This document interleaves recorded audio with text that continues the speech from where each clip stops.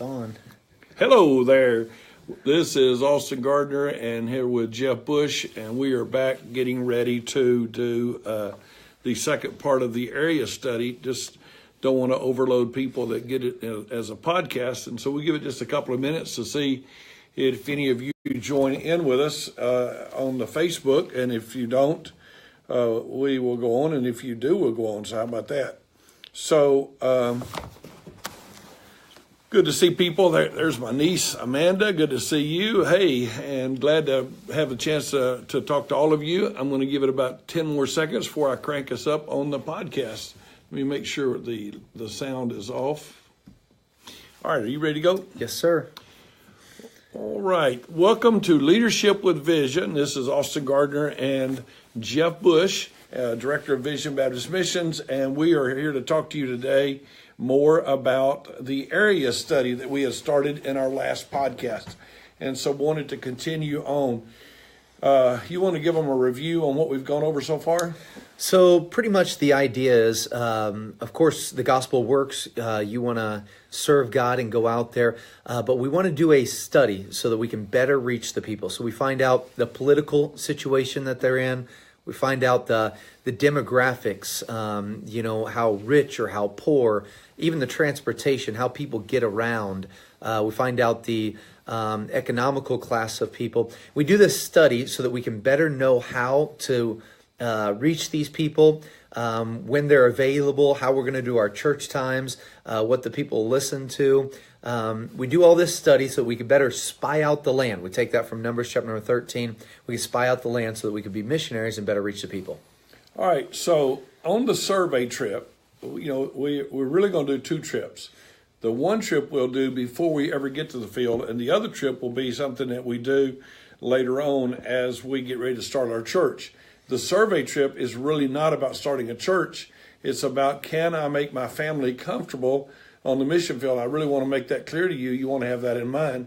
And then later, the other trip will be about getting it where you can start a church. So let me just remind you of a few things about the survey trip. When you're going there, you want to take a list of questions, and you want to prepare that list of questions long before you go to the field. And these questions are all going to be pretty much what you could conceive of as selfish questions. They're not, because you're going to be moving there. If you were moving from one part of the United States to another part of the United States, you would want to know, where's Walmart? You'd want to know, can I get internet there? You would want to know a lot of little things that you just instinctively take care of, but you're changing parts of the world. So things that you want to know.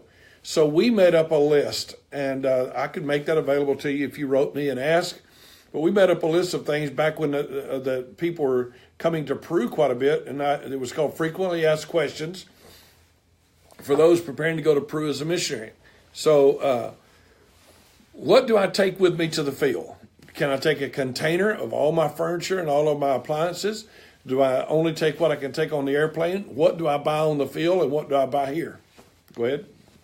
No, I was going to say, obviously our missionaries that go, they spend, as Pastor already mentioned, they spend 2 years with a veteran missionary from here to learn the language, to learn the culture.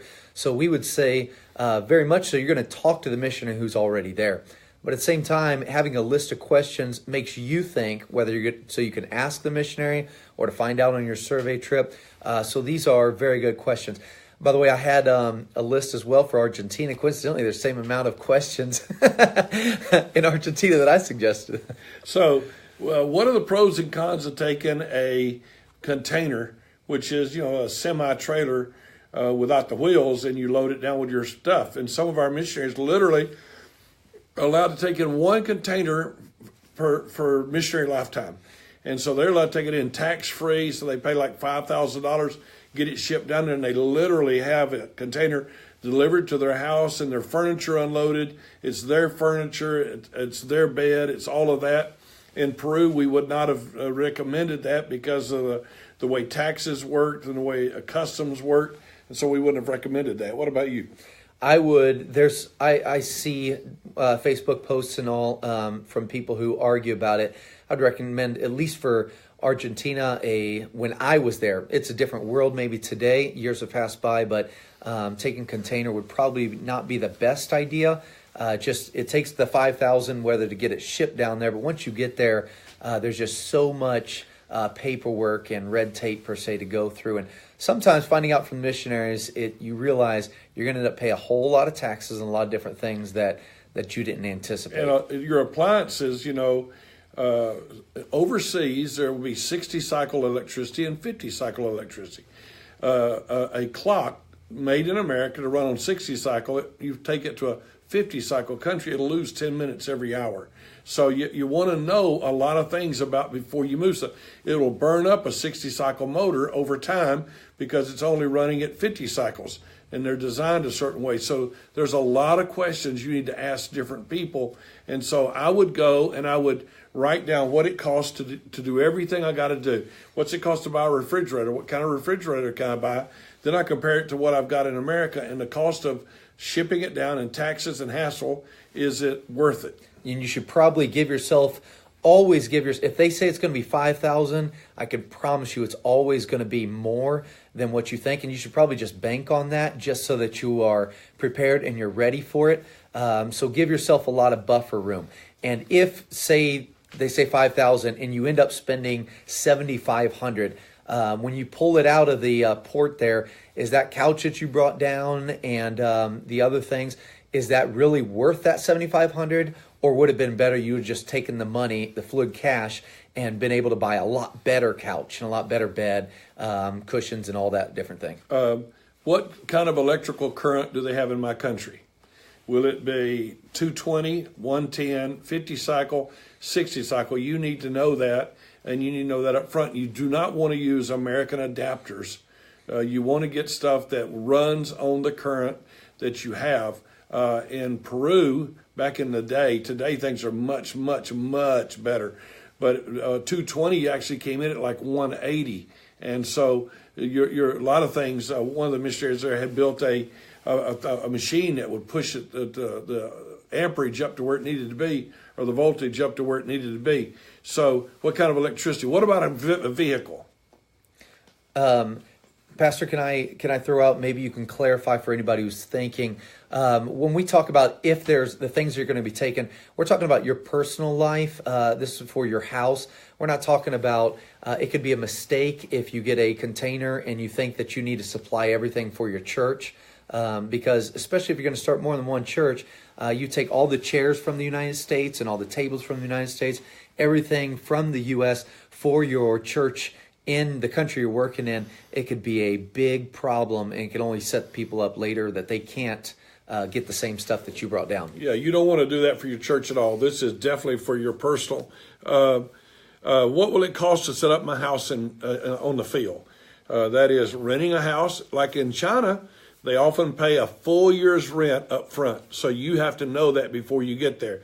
So if you're paying $500 a month, you're going to pay over $6,000 to get set up. And then what's it cost to get electricity and water and gas? And what's it cost to buy all the furniture that goes in my house, the beds, the washing machine, dryer, refrigerator? What's the climate like? We already talked about that.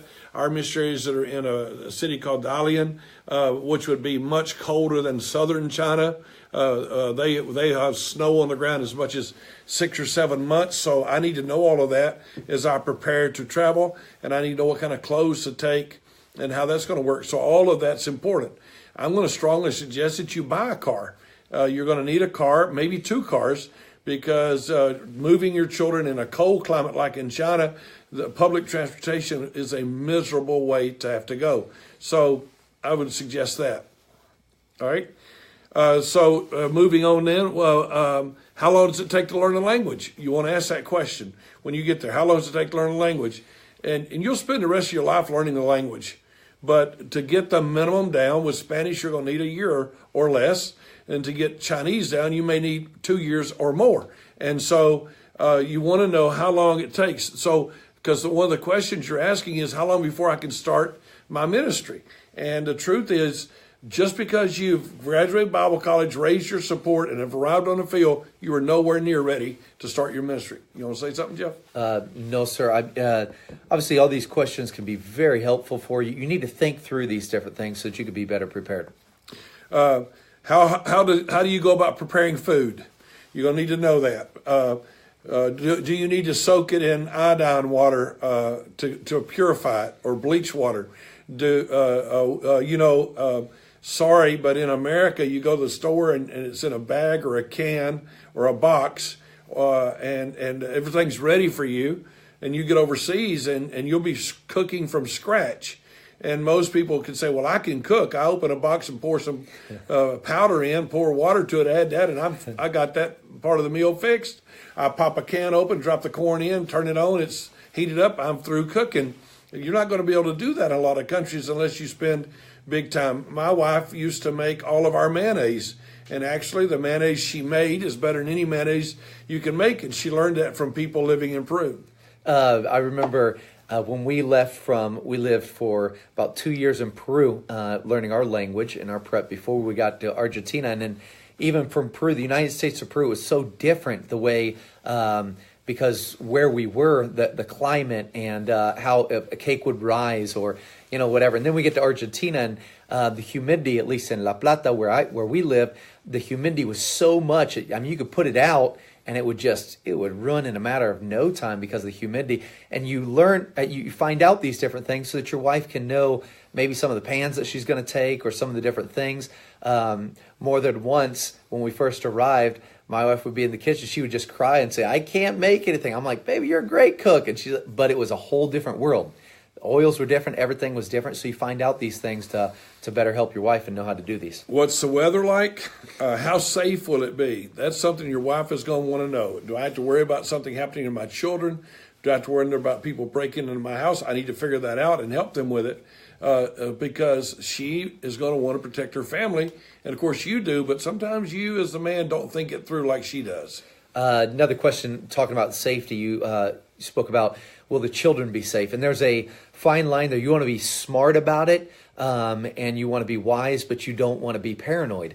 And sometimes that can control that. Paranoia can control a parent or anyone. They just walk on the street. And so you figure these things out. I mean, if you need an extra lock, if you need an alarm system, if you need security or a closed neighborhood, every country is a little bit different, but you find out what can you have so that you don't have to live a paranoid life. If there's a man standing there, then you're pretty safe, or if there's a locked door, whatever.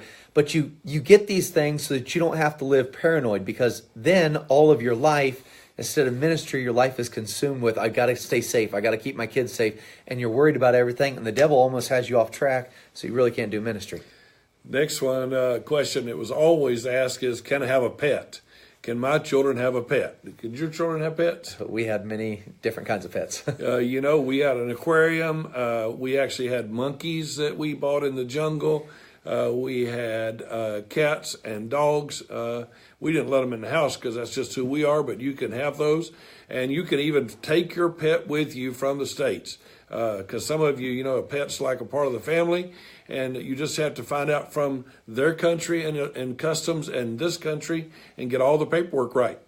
We had all kinds of different parakeets and all.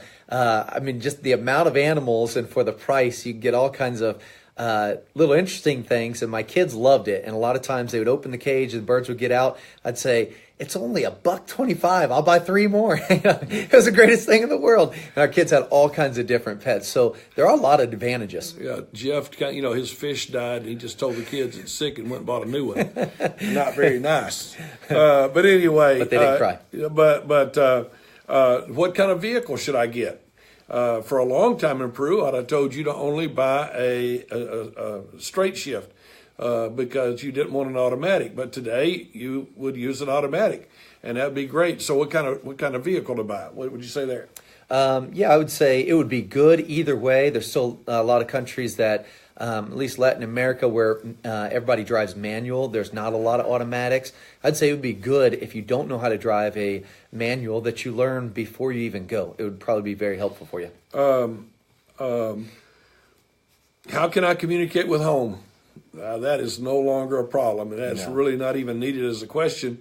You own the airplanes now traveling around the world. You can often get internet in an airplane. And when I went to the field, we used the mail system got shut down for 6 months, and I used a ham radio, and I was KC4 DMO. My ham radio friend said that was KC4 dumb missionary operator, and but you can contact people from there. So you can use Messenger, Facebook, a WeChat. If you're in China, there's just a tons of ways to be back in touch with home. How long before I can start my own ministry? Pastor's already mentioned this. We recommend to our guys.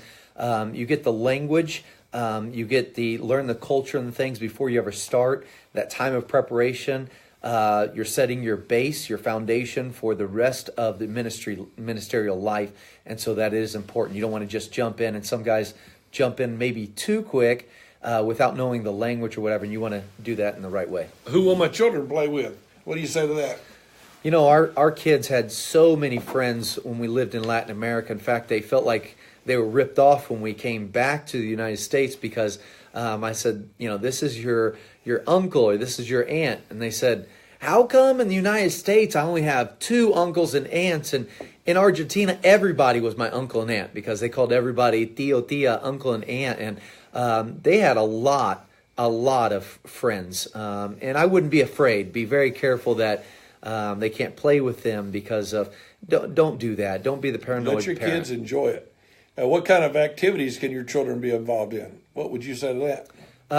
Once you start a church, or if the missionary that you're working under has a church already going, I would let them be involved in a lot of things. Depending on what country, where I lived in Argentina, my kids could take music lessons. They can take, there's all Play kinds soccer. of activities. Yeah, they could play all kinds of sports that you name. Martial arts. There are so many things. Just find out. Jump online and research. Ask other neighbors. What are some things that kids do? You'd be surprised the amount of things that your kids can do. Don't be very careful. Don't try to.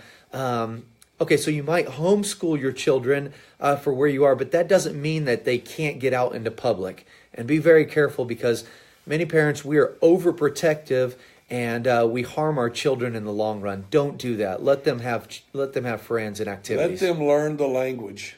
It's very dangerous. They're going to hate the country if you don't let them learn the language. And they don't even need language school. If you let them play with the other kids and let them go to church and get around people, they'll learn the language. So then another question was, how will we get our mail?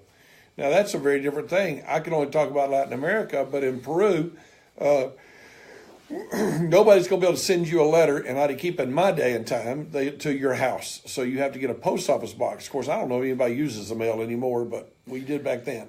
Yeah, I've been gone for a while, but we did in Argentina still had the mailbox downtown. You had a post office. You paid for a post office box, and people from the U.S. would send it. We wouldn't get mail necessarily straight to our doorstep like maybe you would in the U.S. And so that's how it, I don't know how many people send packages or boxes or letters anymore, but yeah, we go downtown to a postal. All right, talk about, they ought to find out about medical facilities. Definitely find out. We don't just recommend to our missionaries to have insurance. It's a requirement that they have insurance. Both on this side, whether you have insurance when you go into the country as far as a local place, let's say an American side, you definitely have to have it. If one of your children gets sick, you have to come back to the United States. You don't want to be stuck in a hard spot. So you have to have insurance. But I'd say when you get there, we had very good insurance in Argentina. Our children had very good dental insurance, and we took them there regularly. We had very good even hospitalization or pediatrics, we had very good there. You'd be surprised. Where all did y'all have children? So our first daughter was born here in Georgia. Our second was born in Peru, and our third and fourth were born in Argentina. There you go.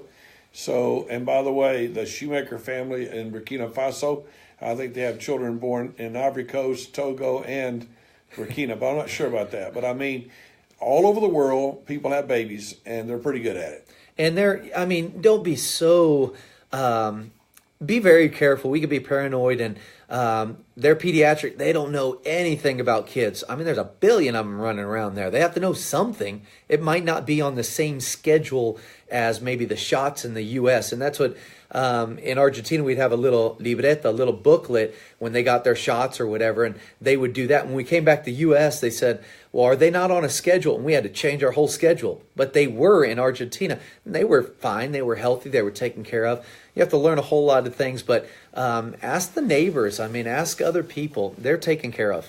One of the missionaries in China, his wife just delivered twins, and they had very good care while they were over there. But you want to find out about that. What about if I take medicine on a regular basis, like insulin? You want to find out, can I get the insulin? So you always want to go prepared. And by the way, our son was a diabetic and got all of his supplies and was able to take care of. Some of it he had to take from the States, and some of it he got down there. What else you got there? How will I get my money? And that's a good question.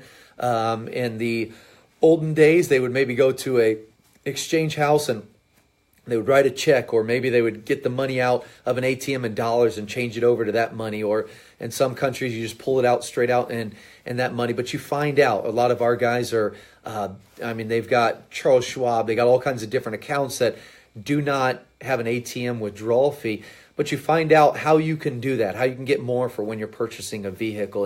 And every country is a little bit unique and a little bit different, but there's an easy way to do that. What do my children do while I'm in language school? And we would say to you, the wife must learn the language. Amen. And so you got to go to language school. So what would they do?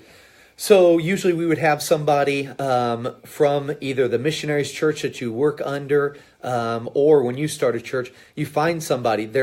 Whether she's a Christian or you even go through a agency, you find somebody who can help at the house. And maybe they come over to the house and maybe they watch your children. Maybe they clean up. It's some lady who helps you clean up. But you find somewhere something that the kids can be doing. And a lot of times, our kids, at least both in Peru and Argentina, our kids would be at home with a lady who would help at our house, and we would be out. And they were just fine. In fact, they probably liked it a little bit more. They were learning some Spanish. They were enjoying themselves. They were playing. I mean, our kids had a great time. They really enjoyed it. It wasn't something that was hard on them. Another question about your books. How do you get your books to the field? Of course, nowadays, I strongly recommend electronic way. You have Kindle, you have PDFs, we use Logos Bible software, and I have like 9,000 books on my computer. I will get on an airplane on Sunday night, and I will take 9,000 books with me on my computer, and I will be able to do anything there I can do here because I take my entire library with me. But I mailed all my books to Peru, and they're still there. So today I use electronic books, but that's a good question to have. I mailed mine as well. Obviously, that's not even a problem today. But I had one of my friends take my books. They cut them up, and they scanned all my books. And I thought, man, you know how many bags that I took over to Argentina with that? But it's a great system. And so you do it Logos or whatever, there's pretty easy to get your library anyway. So we suggest that you have a will before you go to the field. And so why would they need a will? So you might not have children at this moment, or you might only have one. You might not think it's a big deal. If something was happened to you, your spouse obviously would take the children.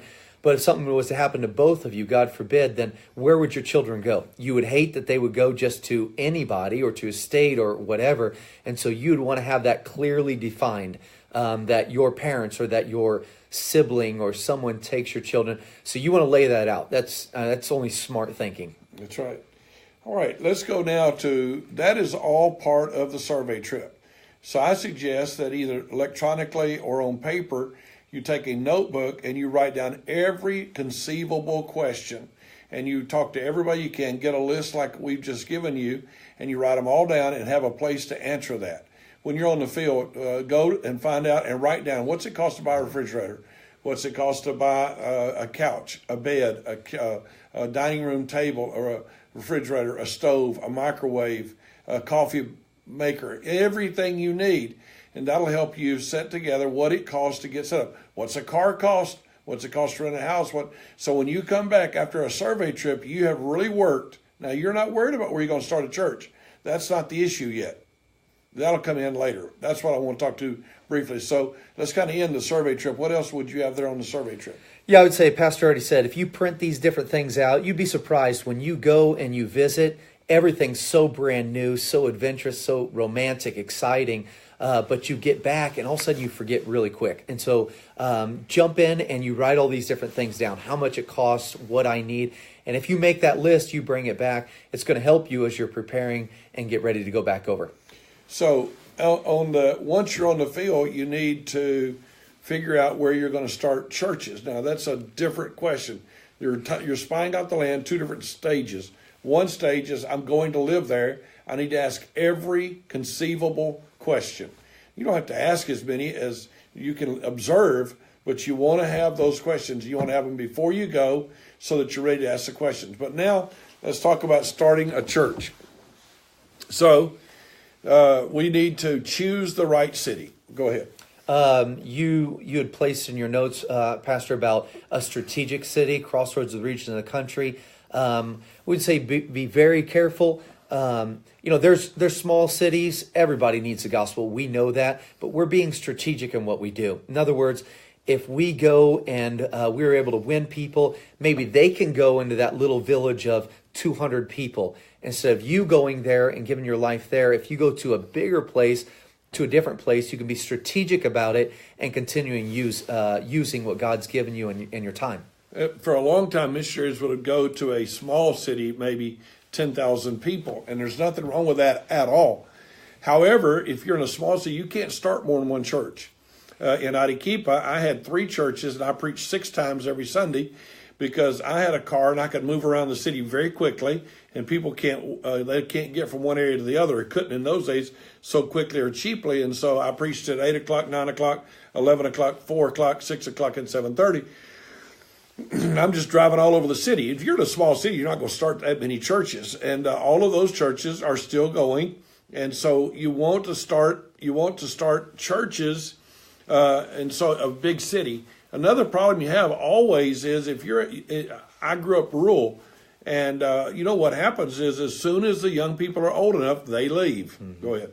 No, there's a lot of that. In Argentina, all the cities are growing, and it seems like all over the world they're just exploding. And the reason is because, there's no life. And I was even told about a part up north in Argentina. They said all the kids are leaving, all the youth's leaving. They want to go to the universities, which are in the cities. They want to get jobs. They want to have the life. Everything is in the city. There's no future for the young people in the country setting. And so they're all leaving. So the missionary goes there. Your workforce are those young people, the future of your church, those young men that you're training. And if you go to a place where all the young men are leaving, what kind of ministry are you going to have? D.L. Moody said water flows downhill, and he said the cities are the mountains.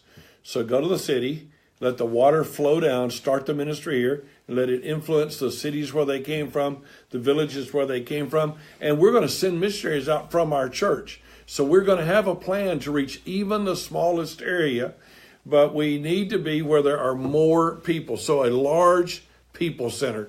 Paul built his ministry around principal cities, chief cities. Go read that in the Bible. So Paul would pass through certain areas and didn't even witness to them and moved on to certain places. So there is an amount of I want to be strategic in what I'm doing. It might sound to some that, y'all don't care about the little cities, or you don't care about the few people. That's who I want to reach. No, we definitely do. You have to get a few people to get the bigger amount of people. And so we definitely do. But you have one life. You have one shot at using your life for Christ. So we want to be smart about it. And so if you go to this principal city, all these young men coming from maybe these villages, maybe they can go back out. Maybe they speak their dialect. Maybe they know their own culture. You don't have to learn the culture of the big city and the culture of the small one. You teach them, you train them, you be strategic about it, and you send them back out into those little villages. All right, last thing, because I've got a class to go teach, but you need to choose the right part of the city. And I would tell you to go to middle class or upper, lower, middle. Upper, lower class, lower, middle. class, that's where I would tell you to go. You want a first class church reaching all the classes. But if you go too high, they don't want to be in the ministry. And if you go too low, they don't have any ambition.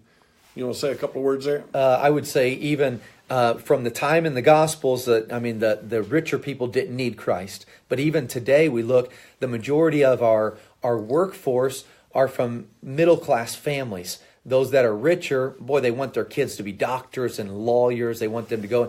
And so they're not really pushing towards ministry. And we have to remember, same thing on the mission field. I mean, they're people, different color, different language. They're still people.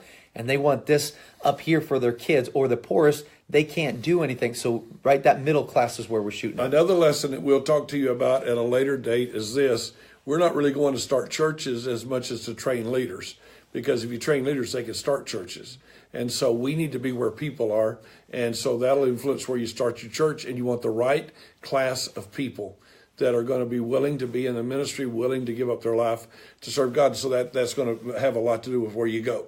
But do you have any further comments before we end today? Because I do have to run in just a couple of minutes to my class. No, sir. Appreciate your time very much. Hope this was helpful. I hope that you enjoyed it. Feel free to contact us, ask any questions that you have, and we'll talk about it at a later date. Thank you for taking the time to listen. God bless you.